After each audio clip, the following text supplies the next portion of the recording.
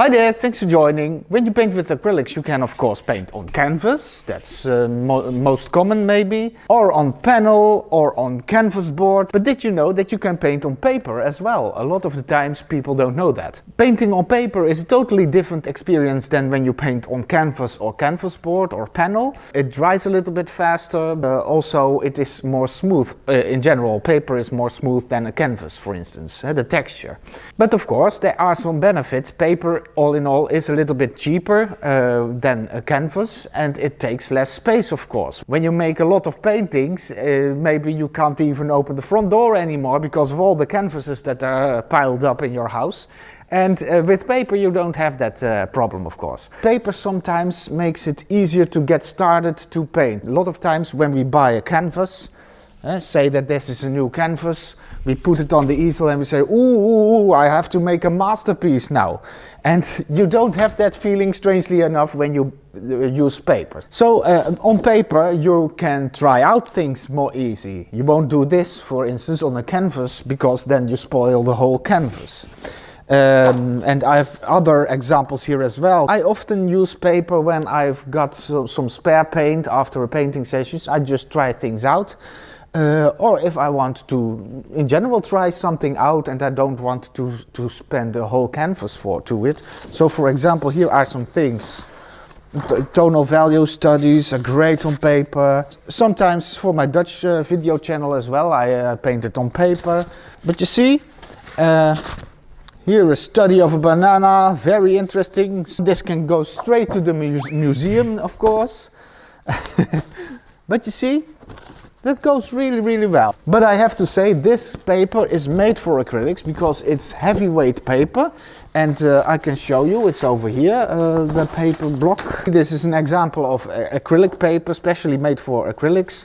This one is by Schut.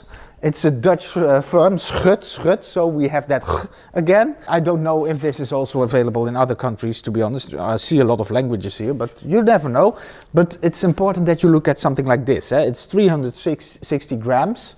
I advise, for acrylics in general, use paper that is at least 300 grams, preferably even higher. Then, of course, you can look for the kind of texture that you like, and that's a matter of taste, and you have to try it out maybe. This paper is fairly smooth. So here I have another brand. This is Fabriano, and I think Fabriano is available all over the world. But this paper is even heavier. It's 400 grams, you see.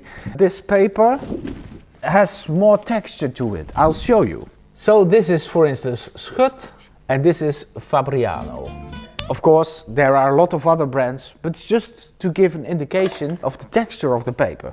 And I haven't primed the paper with gesso. I will come to that shortly in this video, because I recommend doing that. And that's also why you don't have to worry that I waste paper, because when I've done this demo, I will go over it with gesso again, so I can paint over it again. You see, so I reuse everything that I mess up in my videos. Even a tear-off palette, I just put the paint on top of it and I just start painting.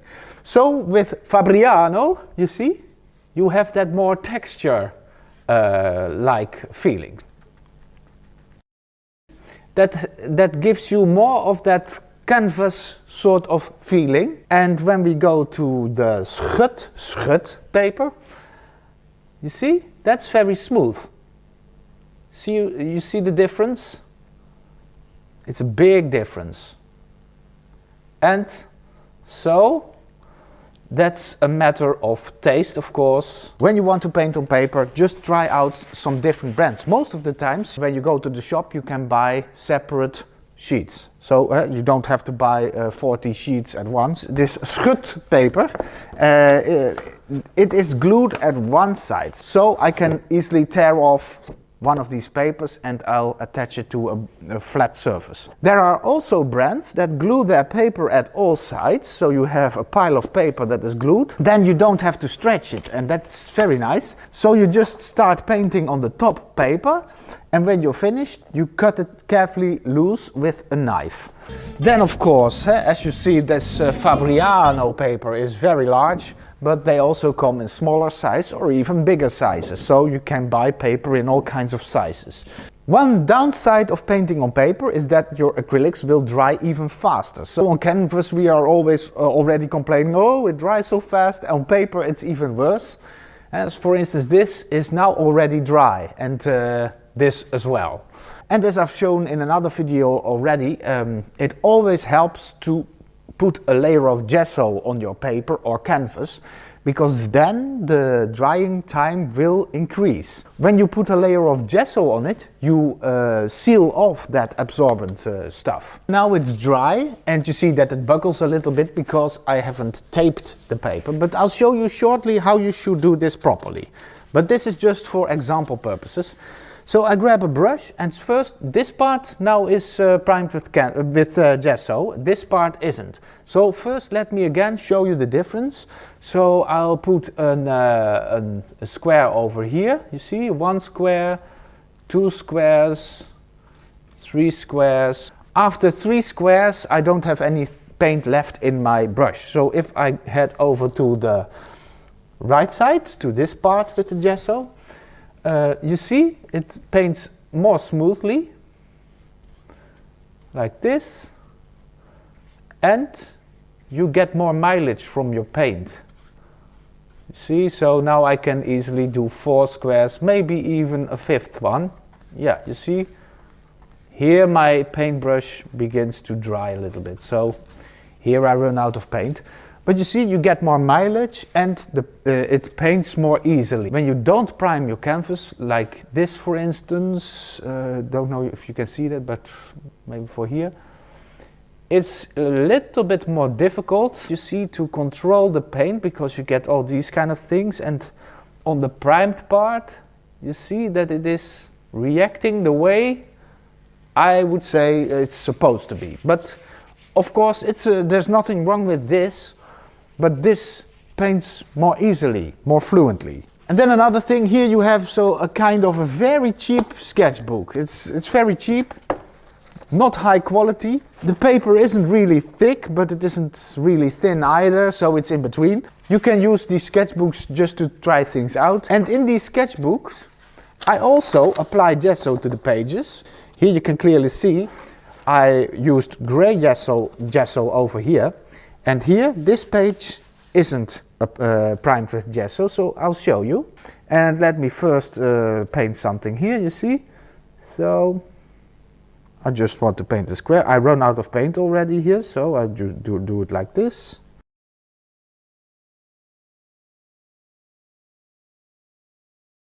See, and if I want to make a form like this, I can paint on it, but it dries really quickly. This is already dry. Now I head over to the page that I've done with gesso, and you see, oh, I have to do the same things, of course. So if I want to paint that square,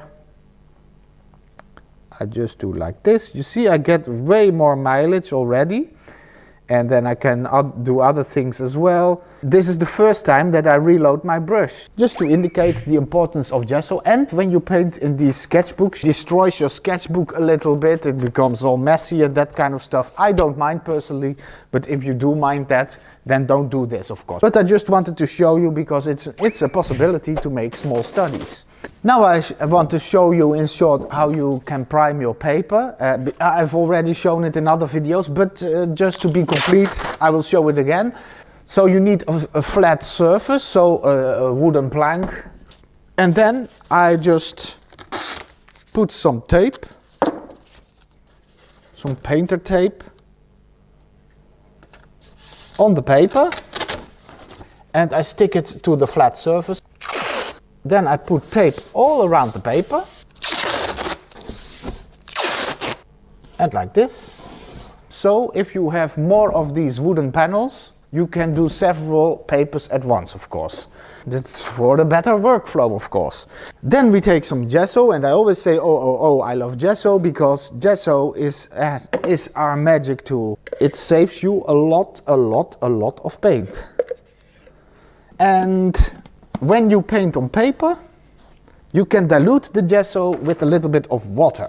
You see, I mix the water through the gesso, and you can do something like up to 1 part gesso against 4 parts of water. Something like that. You don't have to be too precise. Then of course I can also give it a color straight away. Most of the times I make them gray, but this time I have blue on my palette, so why not? I just add some cyan. And when you just start painting, it's sometimes difficult to predict how much gesso you're gonna need. But after a while, when you've done a lot of canvases and papers, then you get a feeling for that. Then you grab a big brush so that you can paint quickly. So I load the brush and then I just quickly cover the whole paper as quickly as I can, because gesso initially dries very fast. And I don't mind the tape, I just paint over it, you see. And you see, we get it covered quickly. Nice blue gessoed paper. Then I do strokes like this, from left to right, and I barely touch the paper. I go like this, then I lift the brush for the second stroke, the third stroke, and so on and so on. Dus at the end I lift it, and you see, this is good enough already. Now, the important part is, it could be that your paper starts buckling because it gets wet. Don't worry about that. Most of the times, the next day, when you have to leave it for 24 hours to dry, most of the times the next day it is completely stretched again. And if that isn't the case, if you still have a little bit of buckles the next day, then you can take off the tape and put new tape on it and stick it flat to the surface. So I hope that was helpful. It's worth trying. Maybe you like it, maybe you don't, but if you don't try, you don't know. Thanks for watching. See you next time.